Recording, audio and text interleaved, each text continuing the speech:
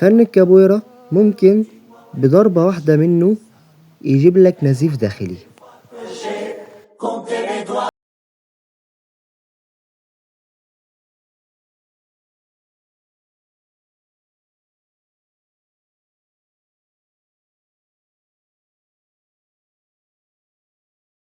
فن الكابويرا هو فن اتشهر بسبب الالعاب زي لعبة تيكن، ده غير الافلام، ظهر في افلام كتير جدا.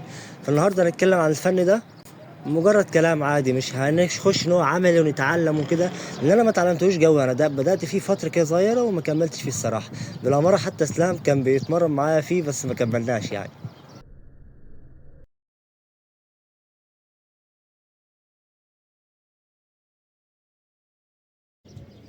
اصل فن الكابويرا هو يبان كرقص اكتر، لان اصله كان من عبيد.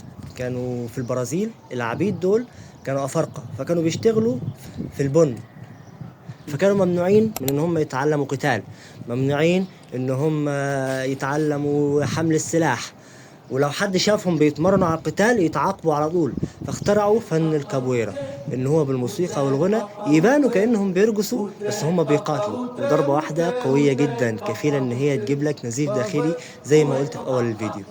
عشان كده كان اي حد مالك يبص عليهم من بعيد يفتكرهم شويه عبيد بيرفهوا عن نفسهم ويرقصوا، لكن في الحقيقه هم بيتدربوا.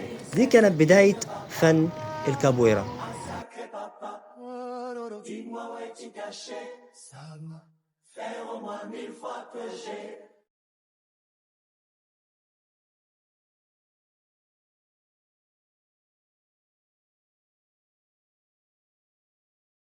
الا في ناس بتقولك هو مش مناسب للقتال. هو ليه مش مناسب للقتال؟ لان ملهوش احزمه او بطولات عالميه، هو اسلوب اتولد للعبيد عشان يديهم الحريه، فبالتالي ملهوش قوانين، فاسلوب حر بكل معانيه.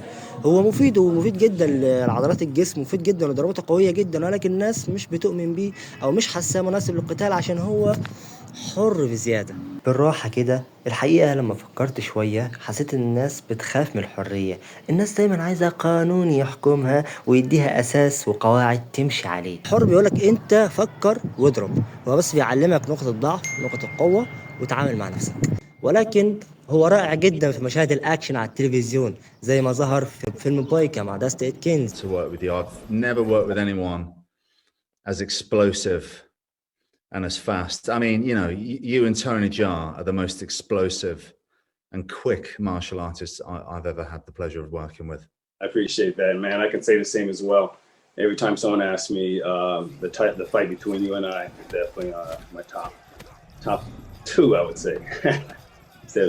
في فيلم ذا بروتكتور مع توني جا. فهنتكلم عن شخصية مهمة جدا في لعبة تيكن أنا كنت بحبها. يلا بينا. Oh, oh, eh, eh. من أشهر الألعاب اللي ظهر فيها فن الكابويرا هي لعبة تيكن.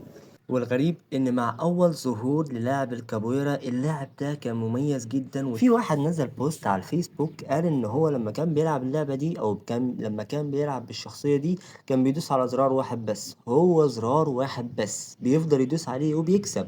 انت بس دوس على الزراير اي كلام وهو بيلعب لحاله. الغريب ان وانا بجهز للحلقة دي لقيت ان هو ليه باك ستوري من ايام تيكن 3، هو ليه باك ستوري جوه اللعبة وقصتها كالاتي. قصتها ان لاعب الكابويرا ده والده كان تاجر مخدرات، ولكن هو طيب القلب، هو بس كان عايز ينضم للعصابات دول عشان يسجنهم. فلما بيموت بينصح ابنه ان هو يسلم نفسه، وفجأة والده بيلاقي شخص بيلعب نفس فن اجداده فن الكابويرا وبيعلمه الفن ده، وبيروح يقدم في مسابقة تيكن. بعد كده بيكتشف ان صاحب المسابقة هو اللي قتل ابوه على ما اعتقد يعني، وبالتالي المشكلة ان هو مات. فبالتالي بيقرر ان هو يرجع بلده ويعلم الاطفال الصغيرين فن الكابويرا وقصة اجدادهم وبس. كان معاكم مصطفى صاحب المغامرة، ان شاء الله الفيديوهات اللي جاية احسن. سلام.